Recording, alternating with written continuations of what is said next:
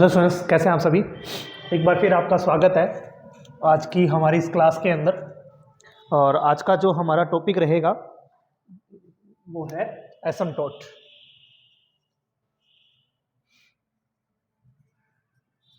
Asymptote इसको बोलते हैं हिंदी में एक अनस्पर्शी, अनंत स्पर्शी। अब बात ये आती है कि अनस्पर्शी क्या होती है, तो पहले ही परिभाषा की बात कर लेते हैं कि अनस्पर्शी क्या है।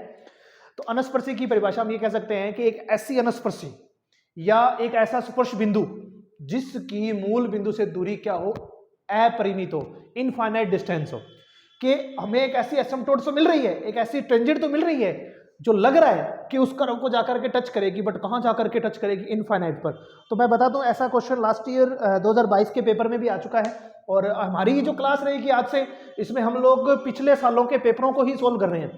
पिछली 2-3 क्लासों में भी मैंने आंशिक अवकलन पार्शियल डिफरेंशिएशन की क्लास ली है, जिसमें मैंने पहले तो कुछ इंपॉर्टेंट क्वेश्चंस बताए, मेथड्स बताए, और उसके बाद में जो इंपॉर्टेंट क्वेश्चंस या जो लास्ट ईयर के जो क्वेश्चंस थे उनको सॉल्यूशन करवाया है। आज मैं आपको करवा रहा हूं एसिम्प्टोट अनस्पर्शी।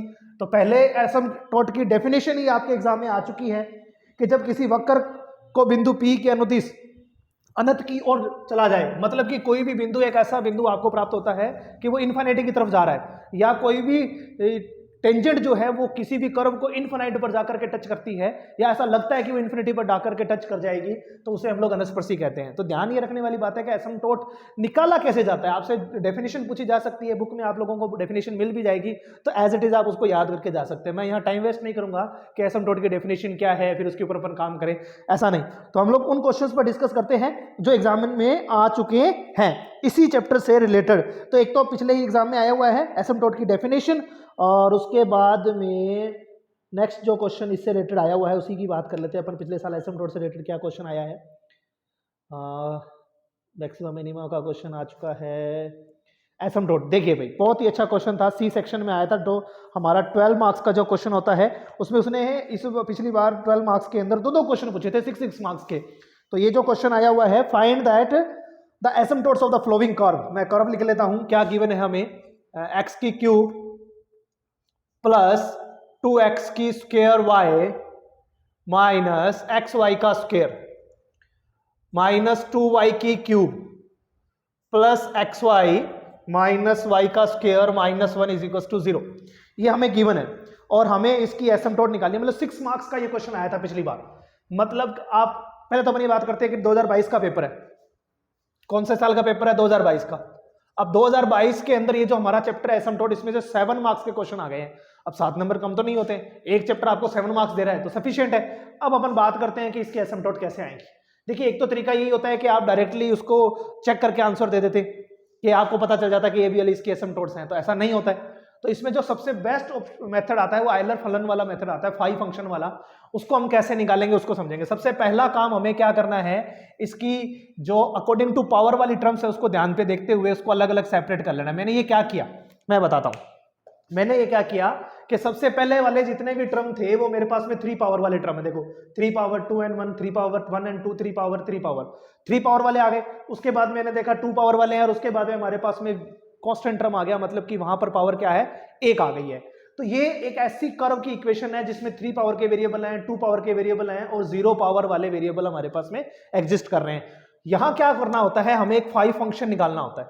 5 फंक्शन हमें मैक्सिमम पावर m वेरिएबल के लिए निकालना है, उससे लेस देन पावर के लिए निकालना, और उससे लेस देन पावर वाले के लिए निकालना। तो ये m कौन है? हमारा वेरिएबल है।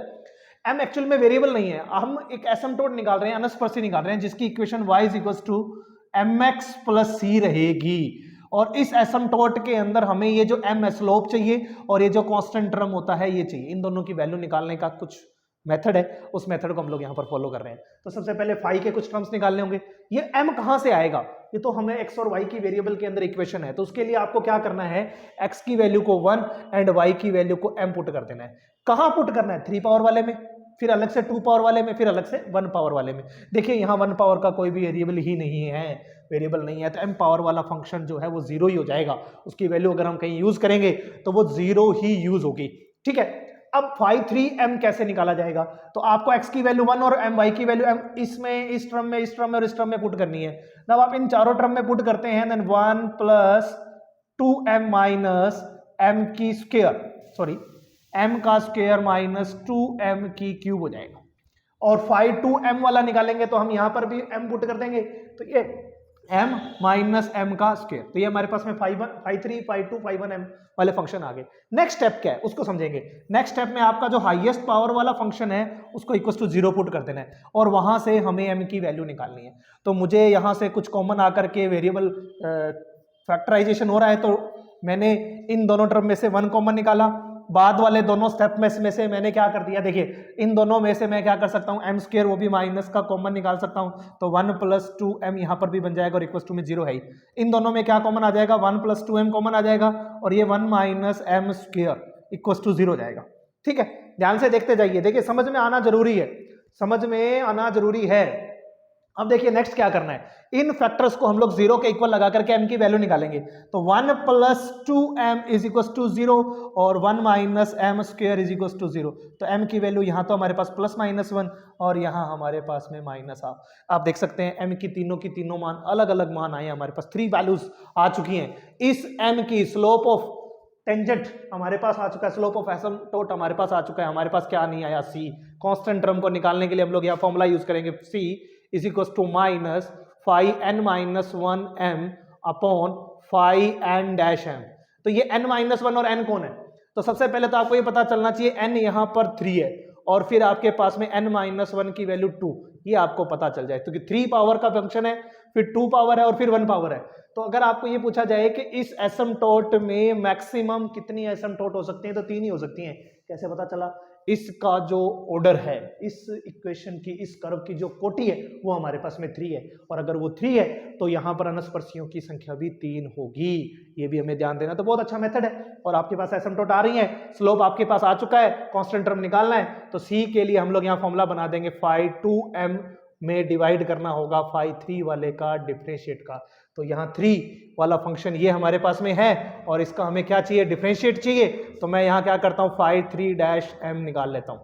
फाई 3 डैश 3 वाले का डिफरेंशिएशन विद रिस्पेक्ट m करना है, ध्यान रखिएगा, m के रिस्पेक्ट यहाँ डिफरेंशिएशन करेंगे, देन 2 माइनस का 2m माइनस का 6m स्क्वायर आ गया, और यहाँ m फाई 3 का डिफरेंशिएशन किया, देखिए 2m आ जाएगा, 2m स्क्वायर, ये सिर्फ 2 आएगा, यहाँ 2m आ जाएगा माइनस का और ये 6m आ गया, 6m स्क्वायर।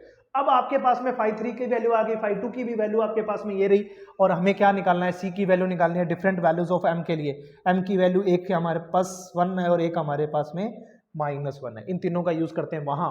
तो c में minus 4m is equal to, मैं पहले सॉल्व कर लेता हूँ 1 के लिए, m इज इक्वल टू 1 के लिए c की वैल्यू क्या रहेगी, m इज इक्वल टू 1 के लिए c की वैल्यू क्या रहेगी, तो यहाँ और यहाँ वैल्यू पुट करो। फाई 2 फंक्शन कौन सा है, फाई 2 फंक्शन हमारे पास में ये वाला क्या है, m माइनस का m स्क्वायर अपॉन हमारे पास में फाई 3 का डिफरेंशिएशन, ये वाली वैल्यू यहाँ पुट कर देते हैं, 2 माइनस का 2m माइनस का 6m स्क्वायर। और अभी हमें यहाँ पर m की वैल्यू 1 पुट कर देनी है, क्यों, m का मान हमारे पास में 1 है इसलिए। अब m का मान 1 पुट कर दो यहाँ, जैसे यहाँ 1 पुट करोगे तो 1 माइनस 1 अपॉन 2 माइनस 2 माइनस 6 और ओवरऑल वैल्यू क्या बनेगी 0। m का मान 1 है, c की वैल्यू 0 आ गई, asymptote m is equal to 1, c is equal to 0, y is equal to x आ गया। अब m is equal to minus 1 के लिए निकाल लो, आप यहाँ पर माइनस 1 लगाओगे, यहाँ पर भी माइनस 1 लगाओगे, देन c की वैल्यू क्या हो जाएगी, माइनस 1 और ये भी माइनस 1 अपॉन 2 प्लस 2 माइनस 6 हो जाएगा, और ओवरऑल वैल्यू आपके पास क्या बनेगी, ये माइनस माइनस प्लस का 2 हो जाएगा, और माइनस 6 प्लस 4 माइनस 2 हो जाएगा ये भी। तो ऊपर तो हमारे पास में प्लस का 2 अपॉन में माइनस का 2, ओवरऑल रिजल्ट क्या बन गया माइनस 1। मैं आगे इसलिए लिख रहा हूँ, थोड़ा स्पेस कम है। तो हमारे पास next asymptote y is equal to m की वैल्यू आपके पास क्या है, minus 1, then minus m minus x हो जाएगा, सॉरी m की वैल्यू माइनस 1 पुट कर दी, प्लस c के वन भी माइनस 1 है, तो ये हमारे पास में सेकंड एसिम्पटोट आ गई। अब क्या करना है, अब हमें थर्ड एसिम्पटोट लेना है, आप लोग स्क्रीनशॉट लेना चाहो तो ले लो। नेक्स्ट चलते हैं, एक और एसिम्पटोट हमें निकालनी पड़ेगी, अभी यहाँ पर एक और एसिम्पटोट हमें यहाँ निकालनी है। तो उसके लिए आप क्या करो, ये m का जो मान है, ये जो m का मान आपके पास माइनस हाफ है, सेम एज इट इज यहाँ और यहाँ पुट कर दें, आपके पास थर्ड एसिम्पटोट भी आ जाएगी और ये क्वेश्चन सॉल्व हो जाएगा। समझ में आया कि नहीं आया, देखिए यहाँ मैं थोड़ा सा ज़्यादा डिस्क्राइब क्यों नहीं कर पा रहा हूँ, कहने का मतलब मैंने ये फॉर्मूला कहाँ से बनाया, क्यों बनाया, इसको अपन अगर यहाँ करेंगे तो फिर टाइम ज़्यादा लगेगा क्वेश्चन को सॉल्व करने के अंदर। तो बस आप उस चीज़ को समझें कि हमने इस क्वेश्चन को कैसे अटेम्प्ट किया है। दोबारा अगर यही क्वेश्चन आता है एग्जाम के अंदर तो आप आसानी से इसको सॉल्व कर पाएंगे। नेक्स्ट क्वेश्चन अभी हम लोग देखते हैं।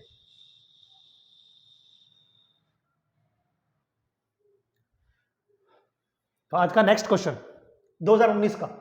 अब 2020 और 2021 का क्यों नहीं लिया, क्योंकि देखिए लास्ट ईयर पेपर हुआ 2022 में, 2020 और 2021 में पेपर ही नहीं हुए थे कोविड की वजह से, उस वजह से 2019 वाला क्वेश्चन लिया है।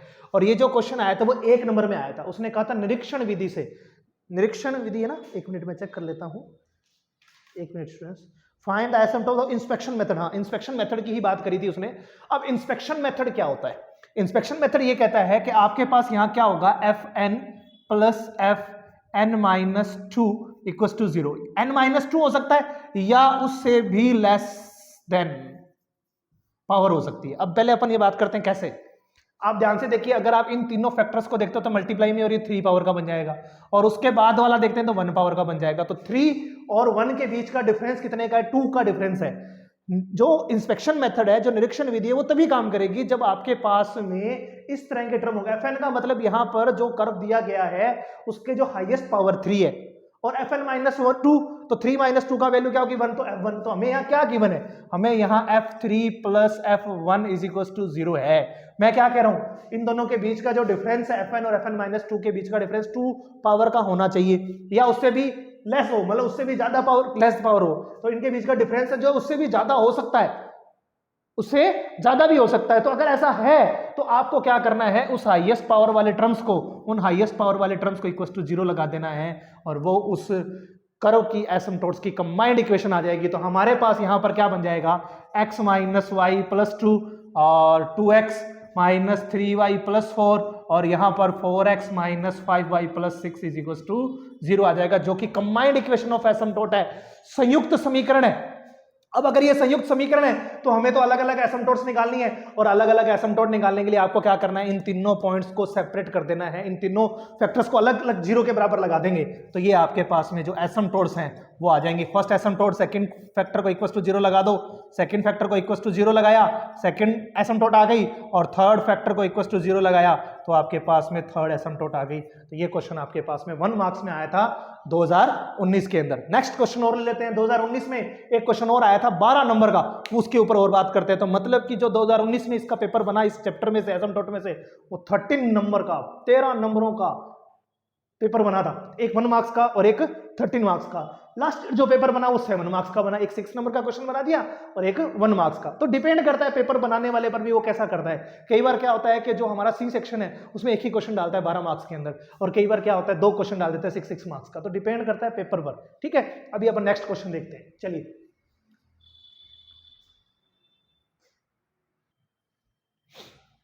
हाँ, नेक्स्ट क्वेश्चन 2019 का ही फिर से ले रहा हूं मैं, एक बार क्वेश्चन पढ़ देता हूं आप लोगों के लिए। कहता है prove that 4 asymptotes of the flowing curve cut the curve again in 8 points which lies on an ellipse of eccentricity 4/5। तो इसीलिए मैंने यहां लिखा है lies on ellipse of eccentricity 4/5। तो हमें ये प्रूफ करना है कि इसकी जो asymptotes हैं, वो जो 4 asymptotes हैं, वो इस कर्व को 8 पॉइंट्स पर इंटरसेक्ट करती हैं, first point, and lies on ellipse. तो वो जो 8 पॉइंट्स हैं वो कहां लाइज कर रहे हैं, वो लाई ऑन एलिप्स, और उस एलिप्स की जो इसेंट्रिसिटी है वो हमारे पास 4/5 है। तो बिल्कुल सिंपल सा मेथड मैं यहां पर आपको लेकर के चलता हूं। अभी जो मेथड मैंने आप लोगों को लास्ट क्वेश्चन में बताया था उसी मेथड पर ये वाला क्वेश्चन हो जाएगा। आप ध्यान से देखिएगा, ये वाला टर्म हमारे पास में 4 पावर का है, उसके बाद में 2 पावर का है। तो आपके पास यहां Fn plus Fn-2 is equal to 0 वाला मेथड अप्लाई हो जाएगा। अगर ये वाला मेथड अप्लाई होता है तो ये क्या हो जाएगा, हमारे पास Fn कौन है, Fn मतलब कि F4 पावर वाला जो फंक्शन है वो हमारे पास x की पावर 2 माइनस y की पावर 2 इज इक्वल टू 0 लगा देंगे। और यहाँ से जब आप लोग एसिम्पटोट निकालोगे तो एक x is equal to 0, second y is equal to 0, और इसके भी फैक्टर करोगे, then x plus y is equal to 0 और x minus y is equal to 0। तो अभी आपके पास कितनी एसिम्पटोट्स आ गई, how many asymptotes are there, कितनी सारी अनस्पर्शियां आपके पास आ गई। तो मैं एक बात बता देता हूं, ये किसकी इक्वेशन है, ये हमारे पास में संयुक्त समीकरण, किसकी, अनस्पर्शियों की, कंबाइंड इक्वेशन ऑफ एसिम्पटोट है। अब यहां पर उसने एक तो पूछा है लाइज ऑन इसेंट्रिसिटी, एक वो बात कर रहा है कि 8 पॉइंट्स, तो वो 8 पॉइंट्स आप कैसे निकालोगे? How many points are lies on, कितने सारे बिंदु होंगे यहां पर? उन बिंदुओं को निकालने का मेथड आता है number of points, number of points, number of points कह देवें या इंटरसेक्टिंग पॉइंट्स कह देवें, तो वो आपके पास फॉर्मूला होता है n(n-2). अब ये n कौन है? तो यहां जो हाईएस्ट पावर है n की वैल्यू 4, तो आप जब इसमें पुट करेंगे तो 4 ओवरऑल रिजल्ट क्या बन जाएगा? 8। तो 8 पॉइंट्स आ गई। कितनी एसिम्पटोट्स आ गई आपके पास में? आपके पास में यहां एसिम्पटोट्स आ गई 4, लेकिन थोड़ा सा गड़बड़ हो गई। गड़बड़ कुछ नहीं हुई है, ये थोड़ा नंबरिंग गलत दे दिया मैंने। नंबरिंग गलत क्यों दिया देखना, जो इक्वेशन गिवन है उसको 1 नंबर ले लेता हूं, कंबाइंड इक्वेशन को सेकंड ले लेता हूं, और ये 3 number 4 number equation 5 number equation और 6 नंबर इक्वेशन हमारे पास क्या है? एसिम्पटोट्स की इक्वेशन आ चुकी है, अनस्पर्शियों की इक्वेशन आ चुकी है हमारे पास में, एसिम्पटोट्स की इक्वेशन, एसिम्पटोट्स अनस्पर्शियों की समीकरण आ चुकी हैं। अब बात यह आती है कि अनस्पर्शियों की समीकरण आ गई, नंबर ऑफ पॉइंट्स का भी हमें पता लग गया, बट इलिप्स कहां है? तो आपको क्या करना है, इक्वेशन नंबर फर्स्ट में से सेकंड को माइनस कर देना है। जब भी वो पूछता है, जैसे कि कर्व में क्या पूछा गया है, मैं दोनों बातें बताता हूं। Prove that 4 asymptotes of the following curve cut the curve again in 8 points. कितने पॉइंट्स में कट कर रहा है? 8 पॉइंट्स में। कितनी एसिम्पटोट्स हैं? 4 पॉइंट्स है। दोनों बातें आ गई। Which is lie on the ellipse, वो इलिप्स पर लाइज करती हैं। ये कैसे पता चलेगा? तो आपकी जो इक्वेशन गिवन है, जो कर्व की इक्वेशन है, उसमें से कंबाइंड इक्वेशन ऑफ जो एसिम्पटोट है, संयुक्त समीकरण जो अनस्पर्शियों की है, उसे आप यहां पर माइनस कर देंगे, एक में से दो को। जैसे ही मैं माइनस करूंगा तो जो वैल्यू आएगी आपके पास में, जो कर्व आएगा, वही आपका क्या आंसर होगा? एलिप्स आंसर आ जाएगा। जैसे मैं फर्स्ट में से सेकंड को माइनस करता हूं तो ये वाला टर्म इसमें से पूरा का पूरा कैंसिल हो जाएगा। बचेगा क्या?